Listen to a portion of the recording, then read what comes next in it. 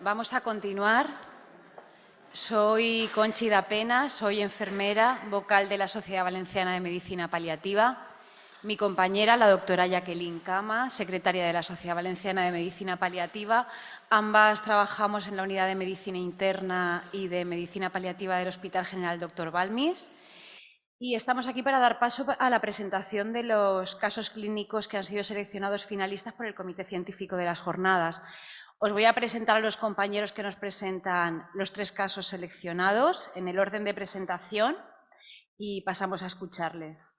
El doctor José Manuel Murcia Zaragoza, médico especialista en medicina interna, en el departamento de Orihuela, coordinador actualmente de la unidad de hospitalización a domicilio de este hospital. Después tendremos a la doctora Karen Paola Rincón García. Ella es médico residente en farmacología clínica en el Hospital General Dr. Balmis. Y después al doctor Javier Martín Alviar, médico residente del Servicio de Oncología Médica del Hospital General de Alicante. Gracias a los 3 y enhorabuena, y os dejo con ellos, que son los que tienen que ocupar este espacio.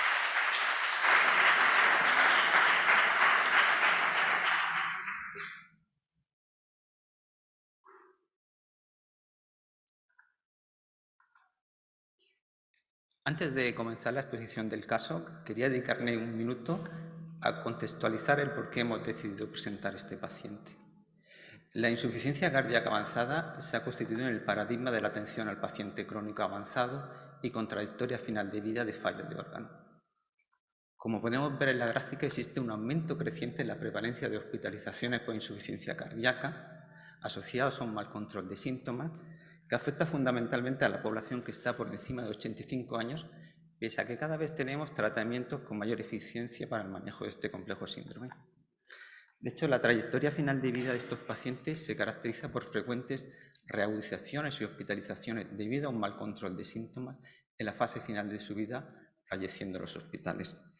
Estos son datos de mi hospital. Un 10% de los pacientes ancianos con insuficiencia cardíaca fallecen, pero es que el 36% va a fallecer en los próximos 12 meses y la mayoría de ellos van a ingresar una o varias veces a lo largo de ese año. Esto, unido a la dificultad de identificar las necesidades paliativas en esta población, pues nos hace ver que la calidad de vida en estos pacientes queda mucho por mejorar. Os voy a comentar la historia de Ángel, y creo que es la primera vez que, presentando un caso clínico, y llevo unos cuantos, lo aseguro, me dirijo por su nombre. Y no lo hago con la idea de darle un punto más de emotividad al caso, que he pasado tantas horas con él en su casa compartiendo su historia, que no dirigirme a él por su nombre tengo la sensación de que estoy traicionando su memoria. Bien, él tenía 88 años, sus antecedentes: hipertensión, fibrilación auricular permanente, diabético con un daño vascular, insuficiencia renal crónica avanzada, insuficiencia cardíaca en relación con una amiloidosis cardíaca transcerretina, múltiples ingresos en medicina interna, seguido activamente en la consulta de insuficiencia cardíaca, con una situación basal un Bartel de 80, sin deterioro cognitivo, mal pronóstico y un buen soporte familiar. Estos son los tratamientos que tomaba habitualmente Ángel y otros que se habían utilizado, pero que se habían desestimado por toxicidad. Esta es la historia de Ángel los 4 meses previos a contactar con nosotros. Tiene una primera hospitalización por una descompensación de su insuficiencia cardíaca. Al alta, y dada su fragilidad, se decide manejar por la enfermera gestora de casos y la consulta de insuficiencia cardíaca, pese a lo cual pues tiene que acudir a varias veces al hospital de día para tratamiento depresivo y acaba reingresando 2 meses después. En este segundo ingreso presentó un cuadro de delirio hiperactivo y eso le consternó mucho a él y a su familia y ya sentó preocupación por su futuro. Pese al seguimiento estrecho, el paciente vuelve a reingresar 15 días después, que después de estabilizarlo pues se decide de nuevo alta y seguimiento en consulta. Tras este tercer ingreso, el día que llega Ángel a la consulta, comenta a mi compañero: doctor, no quiero volver a ingresar en el hospital. No quiero volver a la consulta. Para mí supone un estrés emocional cada vez que me tengo que desplazar. Me entristece que mis hijos tengan que perder su jornada laboral para acompañarme. Me siento una sobrecarga para ellos. A veces no les cuento mis síntomas porque sé que me traerían al hospital. Quiero seguir recibiendo el mismo nivel de cuidados que hasta ahora, pero si es posible que no suponga una alteración en mi vida familiar.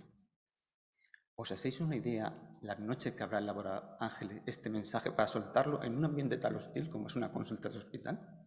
¿Cuántas personas como él habrán sentido lo mismo y han sido incapaces de expresarlo? ¿Qué nos quiere decir Ángel con su mensaje? Lo que nos dice es: quiero que incorporéis mi historia de valores a vuestra historia clínica. En este contexto, un paciente altamente complejo, donde vemos ya datos de dependencia doble de la familia, pero también del sistema sanitario, que le origina un sufrimiento psicológico y espiritual importante y con un mal pronóstico a corto plazo, se ponen en contacto con nosotros para que ingresemos al paciente en un programa de atención continuada en pacientes con necesidades complejas. ¿Qué significa esto? Pues lo que me pide mi compañero es que acompañemos a este paciente hasta el final de sus días. ¿Y de qué herramientas tenemos para ello? Bueno, son tres fundamentalmente. Un buen plan de cuidados individualizados que mejore el control de síntomas, la realización de una evaluación integral exhaustiva, especialmente en aquellas cuestiones más relacionadas con el sufrimiento psicológico y espiritual, e incorporar la historia de valores del paciente a su historia clínica. Y aunque los tres son igual de importantes y debemos de iniciarlo a la vez, me gustaría darle un énfasis especial al control de síntomas, porque si no tenemos un buen control de síntomas, difícilmente vamos a abordar las otras dimensiones de los cuidados paliativos. Los síntomas del paciente con insuficiencia cardíaca derivan de la presencia de congestión. La congestión, la insuficiencia cardíaca aguda, es relativamente fácil de detectar. Una buena historia clínica y una exploración con alguna prueba complementaria, sabemos si ese paciente está en un fallo cardíaco agudo. Pero ver la congestión en un paciente con una insuficiencia cardíaca avanzada residual es mucho más complejo, es un auténtico desafío clínico. La congestión la podemos medir por hallazgos exploratorios, la presencia de ingurgitación yugular, el peso, otra herramienta importante, la presencia de edema. Podemos apoyarnos también en técnicas como pueden ser la radiografía o más recientemente la innovación de la ecografía pulmonar y de la vena cava inferior. Sin embargo, hay una gran variabilidad a la hora del manejo de esta congestión residual. Encontrar un marcador que nos permita estratificar el riesgo, monitorizar la respuesta al tratamiento, no sería tener utilidad. En este sentido, tenemos cada vez publicaciones sobre la utilidad del K125 para esta función. Sabemos que se relaciona bien con la presencia de síntomas de fallo cardíaco, fundamentalmente fallo cardíaco derecho, que además tiene un valor pronóstico importante, un 125 va a ser por encima de 100. Es un paciente que tiene alta probabilidad de fallecimiento o reingreso, que además nos permite medir la respuesta al tratamiento y que además es una técnica económica, fácil de realizar y reproducible en todos los laboratorios. Esto es un resumen de las principales publicaciones sobre la utilidad del K125 en población con insuficiencia cardíaca avanzada. Nos dice que un paciente con insuficiencia cardíaca y 125 elevado hay que evaluar exhaustivamente la congestión y la función ventricular derecha, que se puede beneficiar de una depresión intensiva, que durante las primeras semanas o meses después de un alta, la cinética de 125 se relaciona bien con el curso clínico y que la persistencia de niveles altos o persistentes pues nos deben poner en alerta. Junto con esos marcadores, cada vez se le da más importancia a la ecografía en cuidados paliativos. Esta es una revisión que ha salido publicada esta misma semana en la Revista Clínica Española, donde además de utilidad diagnóstica para el síndrome congestivo, pues la ecografía también nos ayuda a la hora de realizar procedimientos en el domicilio, como puede ser paracentesis, toracocentesis o canalización de accesos venosos. La situación en la que nos encontramos Ángel, pues tiene una disnea de mínimos esfuerzos. Tenía un peso de 85, él dice que su peso habitual era de 77, pero hacía años que no lo había alcanzado. Habían datos congestivos, tenía ingurgitación yugular, había edemas, abolición del murmullo vesicular. En la ecografía realizada había abundantes líneas B y con un diámetro de la vena cava superior por encima de 2,2 que no colapsaba. Hicimos una determinación de 125 que salió muy por encima del valor de la normalidad. Al paciente nos llega un paciente congestivo. Y un paciente de insuficiencia cardíaca avanzada congestivo no nos debemos limitar solamente al acompañamiento o utilizar morfina para el alivio de síntomas, sino que tenemos que intentar mejorar ese grado de congestión. El plan de cuidado que hicimos fue canalizar un catéter de línea media, iniciar con dosis altas de furosemida mantenidas en el tiempo, 250 miligramos en una bomba elastomérica, un vendaje compresivo de doble capa para mejorar el edema en miembros inferiores, realizar un control clínico y ecográfico 3 veces por semana, controles analíticos semanales y mensuales de marcadores de congestión.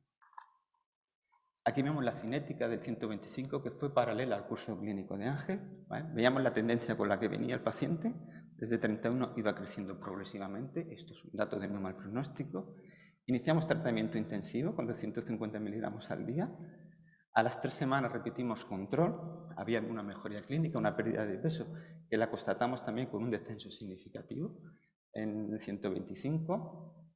Reducimos la dosis un 50% y a los 2 meses teníamos ya niveles por debajo de 100. Aquí hicimos algo que solemos plantearnos, hacer un tránsito a la vía oral, pero enseguida el paciente recayó, porque estos pacientes, además del cuadro de resistencia a los diuréticos, tienen un cuadro de mala absorción por el fallo congestivo derecho crónico. Tuvimos que volver a emplear suelo salino hipertónico junto con diuréticos a altas dosis y ya mantuvimos de forma indefinida el tratamiento diurético intravenoso. En total, nuestro paciente llevó 323 días de tratamiento diurético intravenoso con una dosis media de 180 miligramos por día. ¿Cuál es la complejidad de manejar un paciente de estas características en el domicilio? Pues bueno, probablemente la forma más gráfica de reflejarlo son las 142 visitas al domicilio que realizamos a este paciente, al margen de todo el intervencionismo que hemos explicado. Pero gracias a esto fuimos capaces de abordar esas otras valoraciones, las necesidades psicológicas y espirituales. Porque, ¿qué nos estaba diciendo Ángel con su mensaje? Mira, quiero un control impecable de mis síntomas, pero también quiero una atención integral de mis síntomas. Quiero el elevado grado de intervencionismo sanitario que se me estaba dando, pero si es posible que sea en mi domicilio. Quiero que se atienda mi enfermedad con la misma exquisitud que se me estaba tratando hasta ahora, pero que también atiendan las necesidades de mi familia. Y es que en la fase final de vida en el domicilio, cuando los pacientes con necesidades complejas precisan más de nuestro apoyo, por desgracia es cuando más abandonados se sienten. E identificar un equipo de referencia de atención domiciliaria que se encargue de trazar el periplo de estos pacientes en el sistema de salud, coordinando sus necesidades y tratamiento, es esencial. Por último, quería dar importancia a incorporar la historia de valores en la historia clínica. Debemos huir de la historia clínica centrada en la nosología clásica del paciente, en el diagnóstico, y evolucionar hacia una historia clínica centrada en los valores de las personas. Esta es la historia clínica clásica habitual que utilizamos: anamnesis, exploración física, complementaria, diagnóstico y tratamiento, que dan buenos resultados en la enfermedad aguda, pero no nos sirven para nuestros pacientes si no somos capaces de incorporar una historia de valores donde se reflejen los deseos, las instrucciones concretas, la planificación anticipada de decisiones o el representante en la toma de decisiones, y se incorpore al plan de cuidados. Porque realizar una historia de valores permite respetar el proyecto de vida de las personas, respetar la autonomía del paciente, individualizar y personalizar las decisiones, nos ayuda mucho a los clínicos a la hora de tomar decisiones y porque la práctica asistencial resulta mucho más satisfactoria. Ángel falleció en su domicilio como era su deseo, sin volver al hospital como era su deseo, con el mejor control de síntomas posibles y realizando sedación paliativa en las últimas 24 horas cuando nos indicó que ya necesitaba descansar. Concluyo ya. Esto es un trébol de 4 hojas. Sabéis que el trébol de 4 hojas es el trébol de la buena suerte. Con esto quiero lanzar 4 mensajes claros que me gustaría del caso. El primer mensaje, que es el paciente con insuficiencia cardíaca, es el paradigma de atención al paciente con trayectoria final de vida de fallo de órgano y que se caracteriza por múltiples exacerbaciones y hospitalizaciones porque no conseguimos un buen control de síntomas. El segundo mensaje es que la atención al paciente con insuficiencia cardíaca avanzada debe ir más allá del acompañamiento o utilización de morfina, sino que requiere una evaluación exhaustiva y un tratamiento enérgico de la congestión residual. En tercer lugar, el papel potencial que representan marcadores como el 125, junto con la ecografía clínica en cuidados paliativos, para monitorizar y guiar el tratamiento diurético en esta población.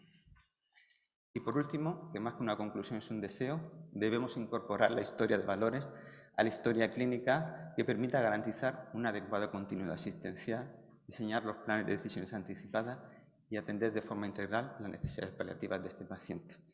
Y nosotros, como venimos de Orihuela, que es la huerta del Segura, sabemos que para un árbol, o una flor o una planta esté bonita y de frutos, necesita buenas raíces.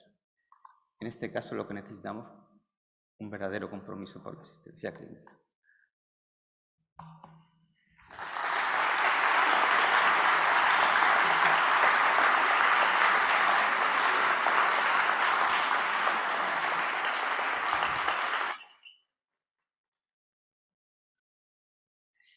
Bueno, muchas gracias, José. ¿Alguien quiere hacer una pregunta antes de exponer el segundo caso?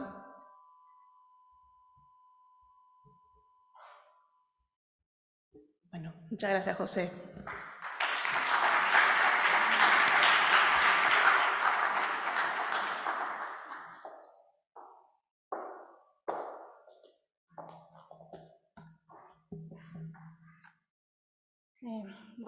Buenos días. Mi nombre es Karen Rincón, soy médica residente de segundo año del Servicio de Farmacología Clínica del Hospital de Alicante y voy a presentar mi caso clínico que he titulado Cuidados paliativos en un paciente joven oncológico.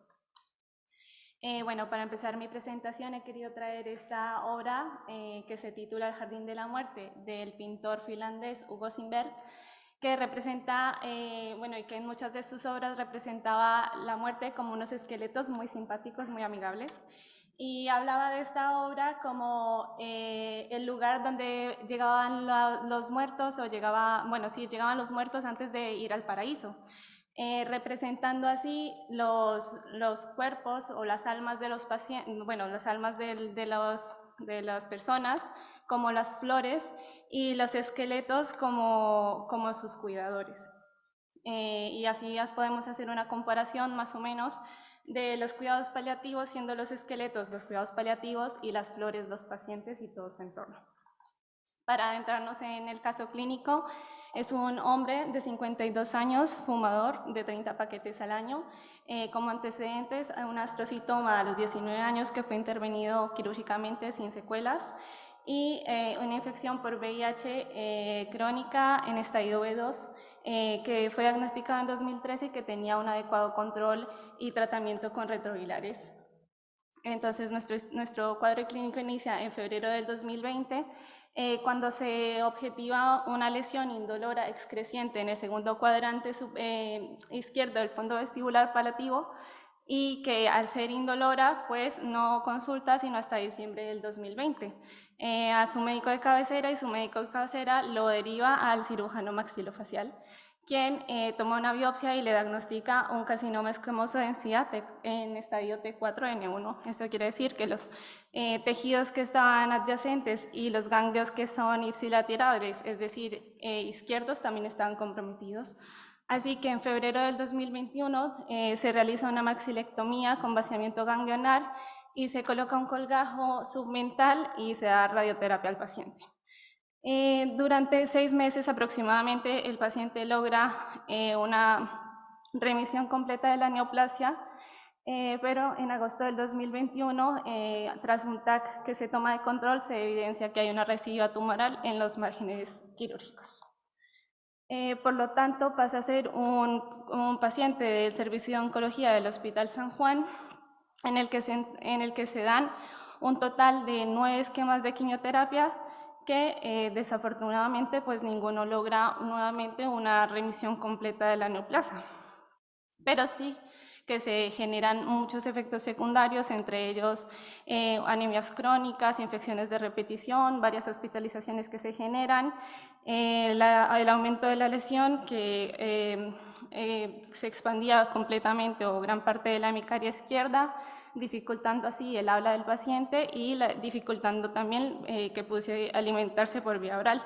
Así que se tuvo que colocar una sonda percutánea gástrica. Es así como en julio del 2020 el paciente es dado de alta por el servicio de oncología y derivado al servicio de la unidad domiciliaria de hospitalización domiciliaria para un manejo paliativo.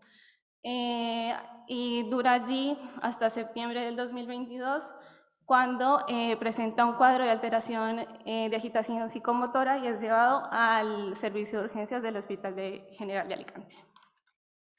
Entonces, en el servicio de urgencias detectamos 3 grandes problemas en el paciente. El primero, la neurotoxicidad por opioides que se presentaba por haber hecho un cambio, una rotación opioide por un fentanilo transdérmico que se había utilizado a una morfina subcutánea por perfusión continua y un cuadro infeccioso que estaba presentando.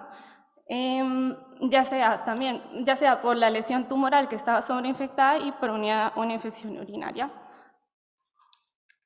Entonces es trasladado a la planta de la unidad de cuidados paliativos y se plantean varios objetivos de ingreso. El primero es tratar la infección con tratamiento antibiótico, el segundo el control del dolor, atenuar el sufrimiento tanto del paciente como de sus familiares, brindar la mayor calidad de vida durante la hospitalización y acompañar al paciente y a los familiares durante el proceso de enfermedad. Y es así como se forma un equipo multidisciplinar para el manejo del paciente durante la hospitalización. Además de la unidad de cuidados de paliativos, también participan muchas otras especialidades y muchos otros profesionales, como la unidad del dolor, que se hizo cargo del control del dolor durante la hospitalización, a partir, además de muchos otros medicamentos, de una bomba de infusión continuada de morfina, y de rescates de morfina que el mismo paciente se administraba, además de antiinflamatorios y benzodiazepinas. Los fisioterapeutas, el sistema de rehabilitación que se encargaba de la gimnasia activa y pasiva de los pacientes, el servicio de enfermería que ayudaba en el apoyo diario, vigilancia y curación de la lesión tumoral interdiaria y la alimentación por sonda. Los familiares que eran completamente abiertos y colaboradores y siempre estaban muy dispuestos a ayudar y a hablar con todos los profesionales que nos encontrábamos ahí, con el paciente, y con los que se pudo organizar varias actividades en pro del paciente. Una de ellas era dar un permiso para que el paciente acudiese a casa durante unas horas y así pues que estuviese un poco en el entorno, un entorno conocido, con sus familiares, con su mascota, además de la visita de un sobrino que tenía mucha ilusión de conocer, que bueno, no había tenido la oportunidad de conocer porque había nacido fuera del país y que no había podido viajar y que logró conocer en el hospital, y la visita de la mascota que bueno, siempre le hacía mucha ilusión porque le tenía mucho cariño. Que además que de los familiares y la ayuda del Servicio de Trabajo Social logramos que hubiese una visita al hospital de la mascota. Y aquí tenemos pues unas imágenes del día que vino la mascota al hospital. Entonces, durante mucho tiempo tuvimos el paciente en el hospital, fue evolucionando la enfermedad, fue evolucionando la lesión tumoral y nos encontramos en un punto en el que ya nos enfrentábamos en la fase final de vida de nuestro paciente, así que nos teníamos que adecuar y adaptar tanto a las problemáticas como a los objetivos. Entonces, en las problemáticas teníamos el crecimiento rápido del tumor, la persistencia de la sobreinfección del tumor a pesar de las múltiples terapias antibióticas que ejercimos, la pérdida de la capacidad de la comunicación con el paciente, porque inicialmente lográbamos entender en parte lo que el paciente nos comunicaba, porque podíamos entender algunas palabras que lograba decirnos, después a través de un tablero que nos escribía las palabras, o con el teléfono que nos escribía un poco lo que nos quería decir, pero al final ya era inentendible lo que nos quería decir, o en los últimos días pues la alteración del sistema la alteración neurológica no nos permitía comunicarnos con él. La negación por parte del núcleo familiar y del paciente ante la inevitable progresión de la enfermedad. Esto muchas veces los familiares salían de la habitación cuando se realizaban las curas de la lesión tumoral como tal. También nos pedían que se mantuviese cubierta la lesión para que no fuese tan evidente. Al inicio el paciente se veía la lesión con la cámara frontal del teléfono, pero bueno, ya hubo un punto en el que lo dejó de hacer. Entonces hubo un periodo en el que hubo mucha negación de la progresión de esta enfermedad. Duelo complicado por parte de la madre y en parte pérdida de la fe. Nos decía mucho que ya no entendía por qué le pasaba eso, que lo encontraba totalmente injusto que pasara esta situación. Nos decía frases como: él no merece esto, yo debería estar en esta cama y mi hijo cuidándome, él quiere seguir viviendo.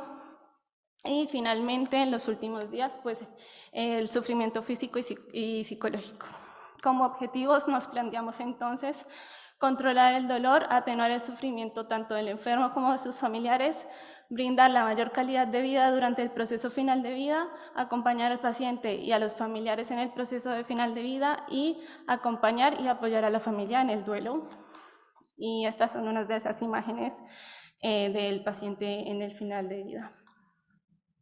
Finalmente, ante la sintomatología refractaria, pues se decide, junto con el núcleo familiar y el paciente, iniciar la sedación paliativa con el esquema que tenemos en el hospital, con midazolam, falleciendo el paciente con un buen control de síntomas a los 3 días de haber iniciado la sedación, acompañado siempre de su familia.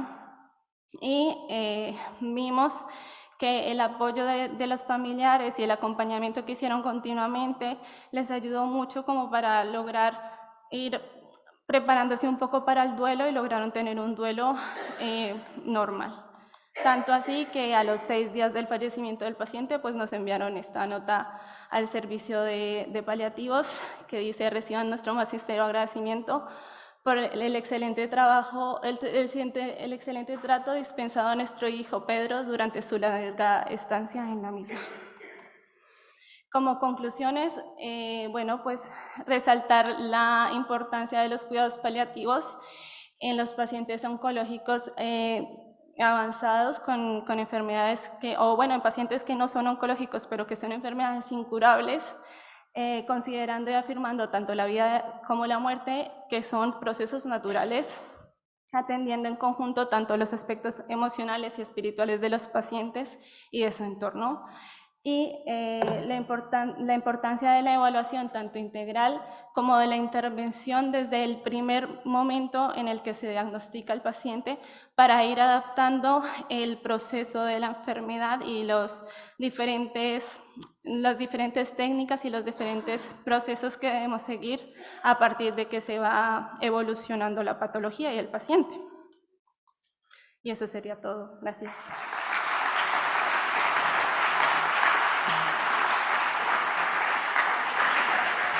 Muchas gracias, Karen. ¿Alguna pregunta? Bueno, pues entonces damos paso al tercer caso clínico.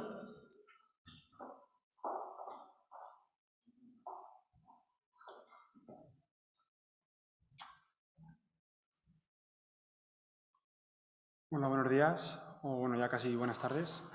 Mi nombre es Javier Martín Alviar, soy residente de Oncología Médica del Hospital General de Alicante.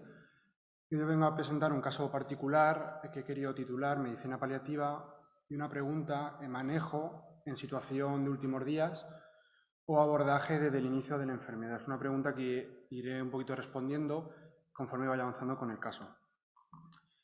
Los temas a tratar en el caso clínico van a ser una breve introducción del concepto de cuidados paliativos. En segundo lugar, una presentación del caso de nuestro paciente. En tercer lugar, una discusión en la que abordaré 2 temas principales ya abordados en el concepto de medicina paliativa. Y en cuarto lugar, las conclusiones. En cuanto a introducción, pues el concepto de cuidados paliativos, cuando hablamos de él, nos referimos a una atención caracterizada por tener un claro objetivo, que es la mejora de la calidad de vida del paciente y de la familia, en una situación de enfermedad totalmente avanzada. En cuanto al abordaje multidisciplinar que tenemos que hacer del paciente, pues abordaremos tanto esferas físicas, psicológicas, sociales y espirituales, como ya sabemos. Y denominaremos situación, en últimos días, situación terminal a una enfermedad incurable, muy avanzada y con un pronóstico limitado. En cuanto a valorar las necesidades físicas del paciente y emocionales, tendremos que elaborar una valoración, un plan totalmente individualizado, transversal y continuado del paciente.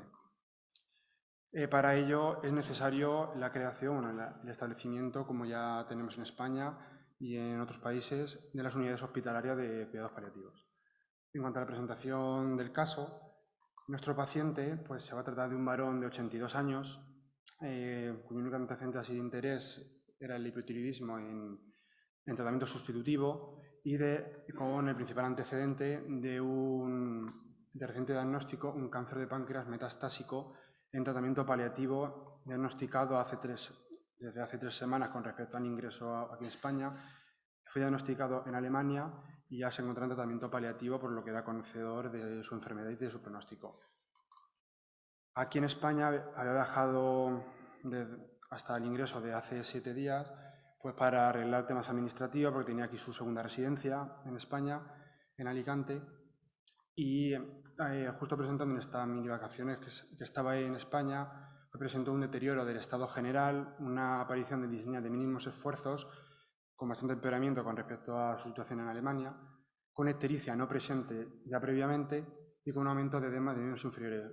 Por estos 4 motivos principales acude a urgencias. Se trata de un paciente que era autónomo con alguna limitación para las actividades básicas de la vida diaria, sin ningún deterioro cognitivo, con una situación funcional aceptable, con un performance status de 2, con un Barthel de 90, con una escala de ranking modificada de 2 y con una escala de Rockwood de 4, considerado vulnerable. En cuanto al índice profundo, es una escala de valor pronóstico. Teníamos 9 puntos en este paciente, lo que traduce una probabilidad de supervivencia de nuestro paciente entre el 45 y 50% al año. Ya en urgencias se tramita el ingreso a la unidad de cuidados paliativos con algo muy breve y resumido, una elevación de enzimas de colestasis y una bilirrubinemia al pensar de directa, con unos reactantes de fase aguda elevados, leucocitosis con derivación a la izquierda y un dímero D alto. Con todo esto, como ya conocíamos los antecedentes del paciente y su manejo en Alemania, en cuidados paliativos, se inicia la terapia de soporte, consistente en fluidoterapia, antibioterapia, oxigenoterapia y control del dolor. Lo más importante aquí para nosotros, ya que el paciente ya era conocedor, pues es otra vez volver a informar, o sea, destacar la importancia de la información de la gravedad del cuadro, del empeoramiento clínico conforme estaba él tratado en Alemania y del mal pronóstico a largo plazo. Con todo ello, hablamos con la familia, con todo el núcleo familiar y con el paciente para la adecuación del esfuerzo terapéutico y sobre todo destacar la pregunta, orientar todo hacia el deseo del paciente posterior. Sabíamos que vivía en Alemania y le preguntamos si su intención era volver para fallecer allí y pasar sus últimos días. El deseo del paciente era claro.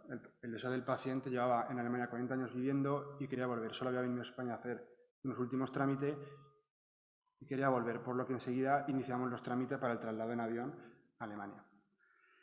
El problema que se nos presentó fue el rápido deterioro clínico. En una cuestión de 5 o 6 días presentó un rápido deterioro con empeoramiento, con fallo hepático, con alteración de la coagulación y con altos requerimientos de oxigenoterapia que iban a imposibilitar un poco el traslado en avión. Aún así, intentamos respetar el deseo del paciente y el de la familia, que era el traslado a Alemania, contactando con la aseguradora para que llevar oxigenoterapia en el avión durante el viaje, pero en última instancia, debido a toda la situación, la aseguradora alemana impidió el traslado.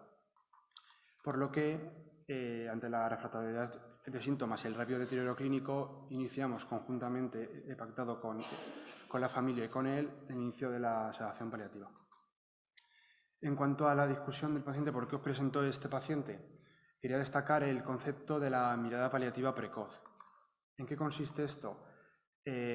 Con mucha frecuencia en nuestras unidades de cuidados paliativos nos encontramos que se derivan pacientes a cuidados paliativos en situación de últimos días. Tenemos muy poquito tiempo para abordarlos, muy poquito tiempo para establecer un vínculo con él.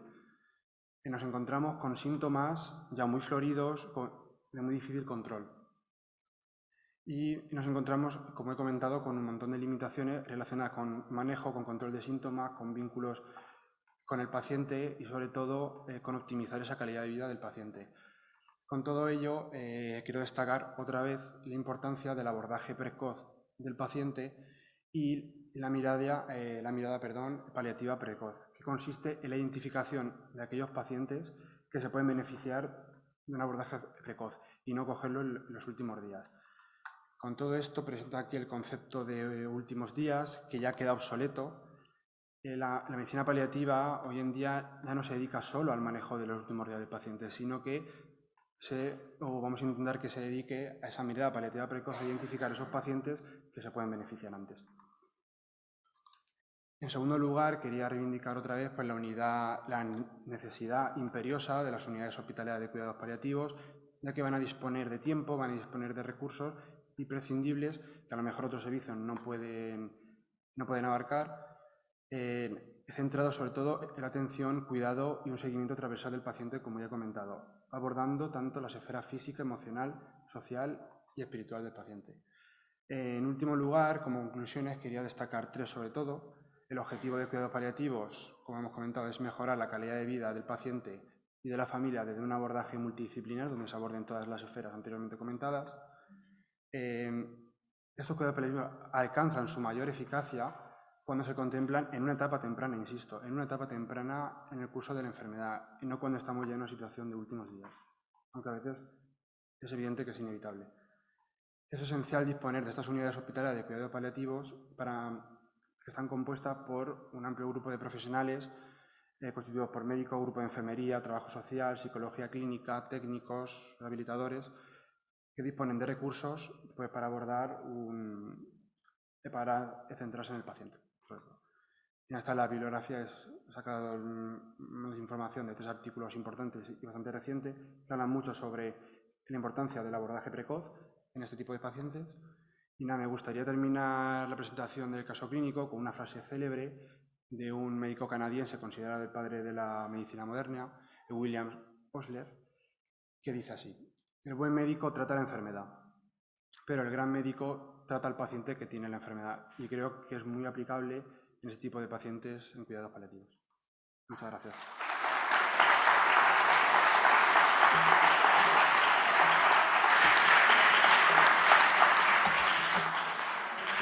Muchas gracias, Javier. ¿Alguna pregunta?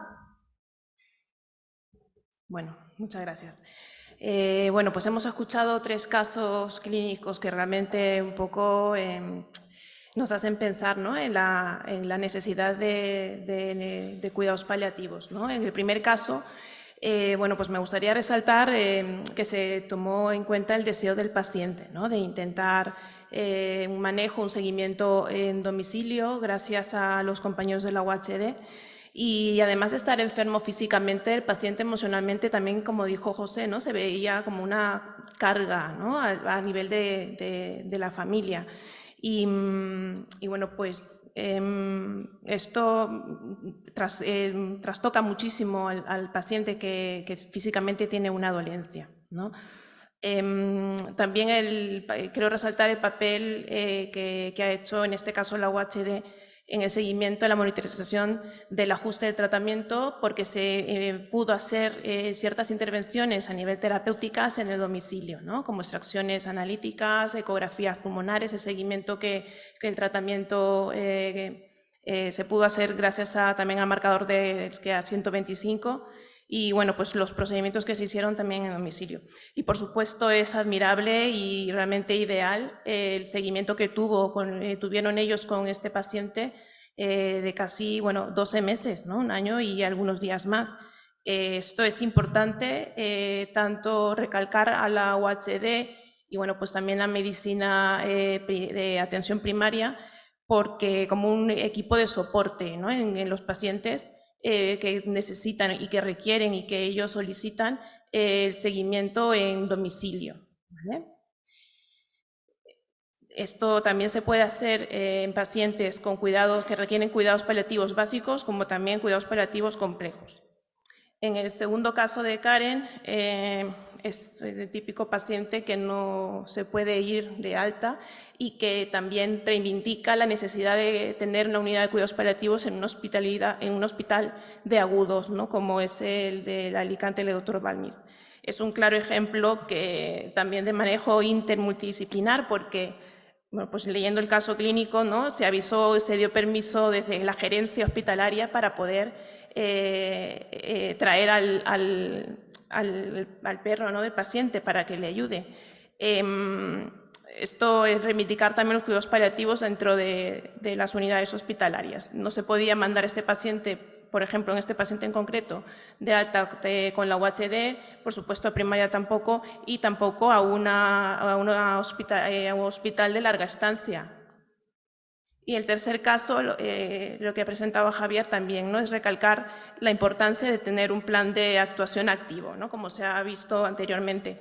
Este paciente tenía un plan de actuación, pero la tenía lejos, en Alemania, ¿no? Lo que comentó Taira de intentar tener esta planificación por escrita, y bueno, pues sería ideal.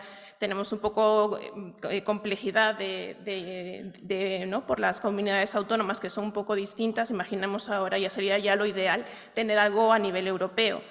El paciente sí que lo tenía, ¿vale? Y la familia también, pero bueno, pues justo este caso nos hace a nosotros entender que también, como dijo Javier, no se podía manejar a nivel tampoco domiciliario, tenía que hacer en un hospital de agudos como fue.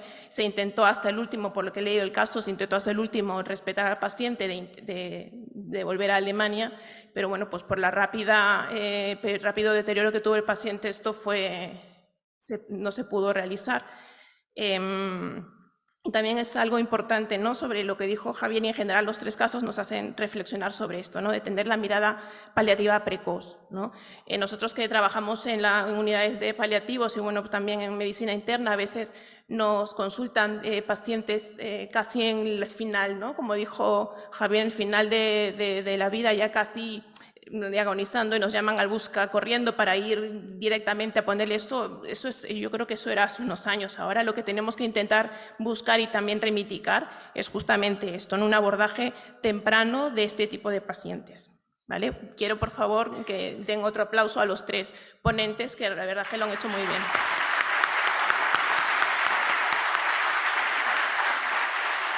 Bueno, pues nada, vamos a entregar los premios, ¿vale? Bueno, pues el tercer premio, el concurso de casos clínicos, es para Javier Martín, en el manejo en situación de últimos días o abordaje desde el inicio de la enfermedad a propósito de un caso.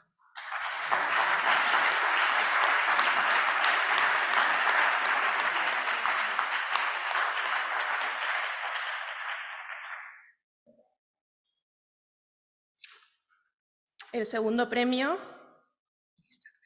es para cuidados paliativos en paciente joven oncológico por Karen.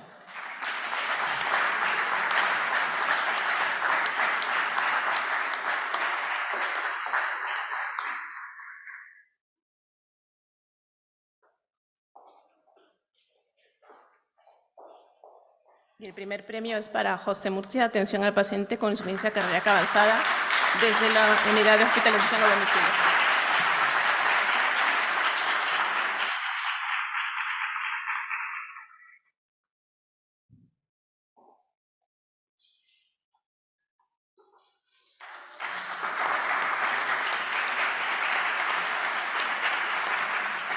Muchas gracias por su atención.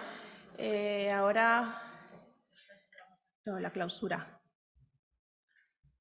Ahora nos toca un momento de la clausura.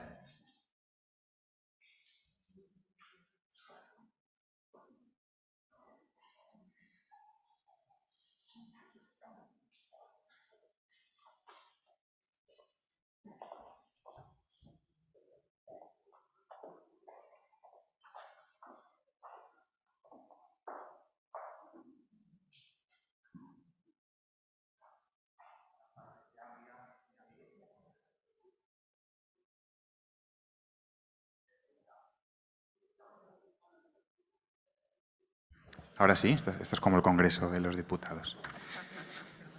Bueno, buenas tardes. Subimos aquí muy brevemente Elia, que ahora os la presentaré con un poquito más de detalle, Elia Martínez y yo, que soy Pablo Flors, a hacer la clausura de esta 11ª jornada de la Valenciana de Paliativos. Es una falsa clausura, porque realmente la jornada sabéis que continúa esta tarde hasta las 7 con unos fantásticos talleres.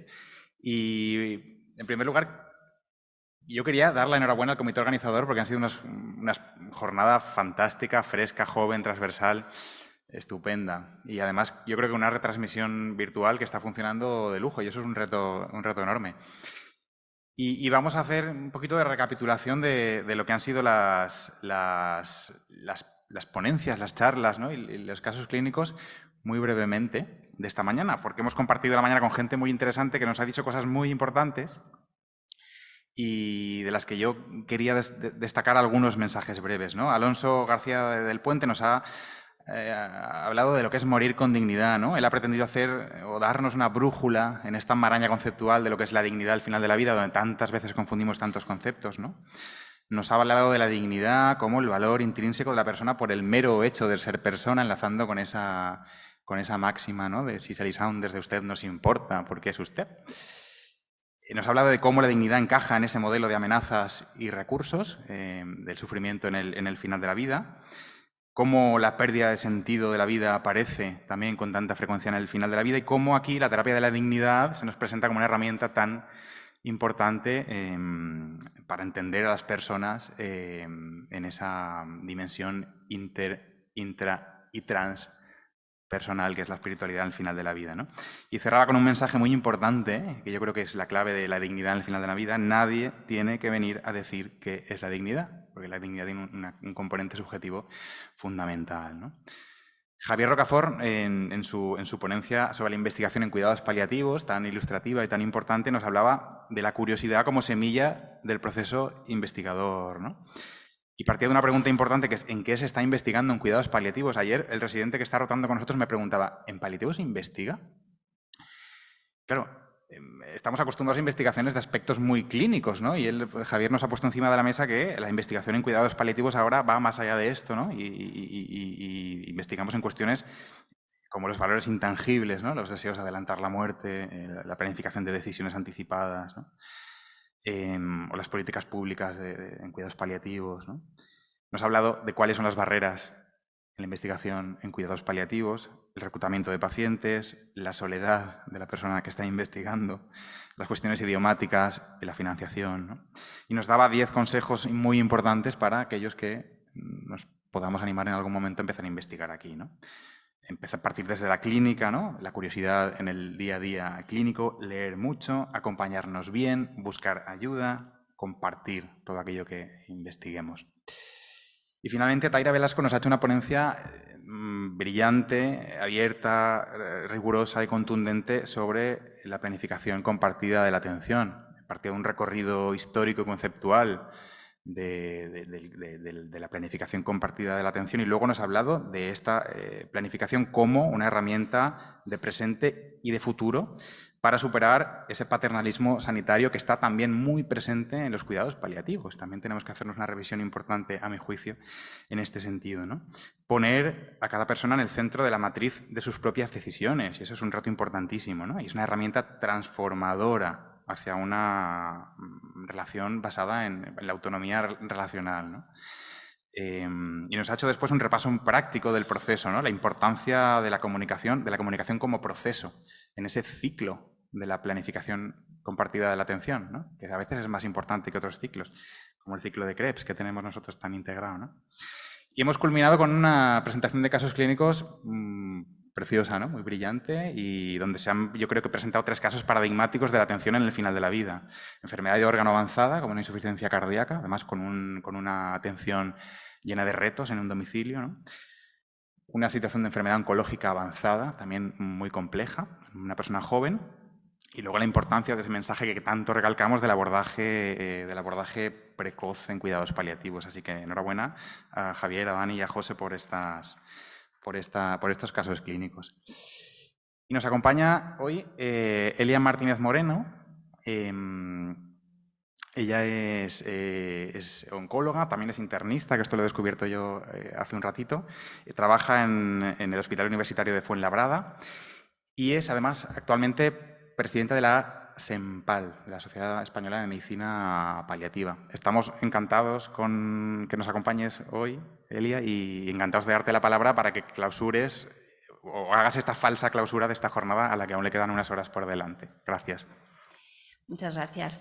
Bueno, yo lo que soy es médico asistencial, de los que ven pacientes todos los días, ni más ni menos. Es verdad que vengo aquí representando a SECPAL, ¿no? Se ha creado esta parte dentro de SECPAL que nos reúne a los médicos bueno, como una necesidad que ha ido surgiendo dentro de la sociedad y sobre todo pues, para dar cada vez más impulso al desarrollo de la medicina paliativa. Fijaros que en esta mañana, en un ratito de nada, hemos podido repasar que estamos enfrente de pacientes donde lo que estamos viendo cada día es la máxima fragilidad y no tenemos más que una oportunidad de hacerlo bien. Por eso, todas estas charlas nos han ido resaltando la importancia, pues tanto todos los datos que ha ido contando Alonso, que además es amigo, es conocido, hemos trabajado mucho tiempo juntos en Laguna, de la dignidad, de cómo incorporar, lo he dicho muy bien en el caso clínico, los valores dentro de la historia clínica, el proceso de la comunicación que es tan importante y que no lo llevamos a cabo, que todavía no estamos haciéndolo de rutina en ninguno de nuestros centros, en ninguno de nuestros hospitales. Y cómo efectivamente tenemos que investigar en cuidados paliativos. No hace falta hacer ensayos clínicos súper grandes, extraer ideas absolutamente excepcionales, sino preguntarnos qué podemos mejorar para ayudar a nuestros pacientes. Creo que solo con eso basta. Y no lo había pensado, pero la pregunta de la compañera auxiliar de enfermería, yo os llamo así, no sé cómo te cae, ¿no? ¿Os decís? Me ha encantado porque llevas mucha razón. Y llevas mucha razón porque yo que vengo aquí representando a la Sociedad Española de Cuidados Paliativos y mi obligación, y además es una de las cruzadas en mi vida como médico, es extender la cultura paliativa. Lo que tú has dicho es verdad y es una verdad que tenemos que corregir. Los equipos que atienden a los pacientes tienen que estar integrados por todos los componentes. Es importantísimo, es crucial. Pero si no somos capaces de extender esa cultura paliativa y hacer ver a otros médicos, efectivamente, en un aseo, cómo se intercambian percepciones, cómo el paciente igual en ese momento puede empezar a contar cuáles son sus deseos y cuáles son sus valores, nunca vamos a ser capaces de elaborar adecuadamente todo esto que hoy hemos estado comentando. Y bueno, desde aquí, perdón, lo único que os puedo transmitir es compromiso de intentar hacer muchas cosas. Muy agradecida a Charo que me ha traído para acá y la verdad es que ha sido una gozada acompañaros en la jornada. Vamos a hacer todo lo posible porque las cosas cambien, porque las cosas vayan mejorando. Yo creo que ya somos muchos. Aquí estamos un poco en secta, ¿no? Todos pensamos igual, pero fuera no. Y lo que tenemos que hacer yo creo que es evangelizar y llevar esa cultura paliativa a otros sitios que todavía pues casi no saben ni que existimos. Y eso es todo. Muchas gracias.